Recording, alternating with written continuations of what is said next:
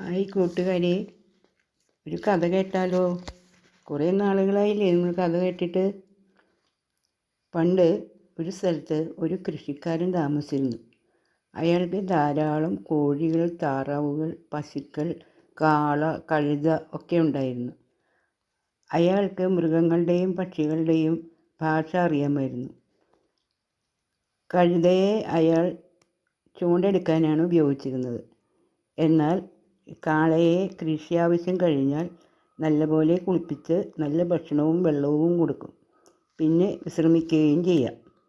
ഒരു ദിവസം കഴുത കാളയോട് പറഞ്ഞു, നിനക്ക് എന്ത് സുഖമാണ്? ഞാനാണെങ്കിൽ ചൂണ്ടയെടുത്ത് ക്ഷീണിച്ചു. അപ്പോൾ കാള പറഞ്ഞു, നീ ഒരു കാര്യം ചെയ്യേ, നാളെ രാവിലെ എണീക്കാൻ വയ്യാത്ത പോലെ കിടക്ക്. അപ്പോൾ നിനക്കും കുറച്ച് വിശ്രമം കിട്ടും. ഇത് കൃഷിക്കാരൻ കേട്ടു. അയാൾക്ക് ചിരി സഹിക്കാൻ പറ്റിയില്ല. അയാളുടെ ചിരി കേട്ട് ഭാര്യ കാരണം തിരക്കി. എന്നാൽ കാര്യം അയാൾ പറഞ്ഞില്ല. അപ്പോഴേക്കും ഭാര്യ നിർബന്ധിക്കാൻ തുടങ്ങി.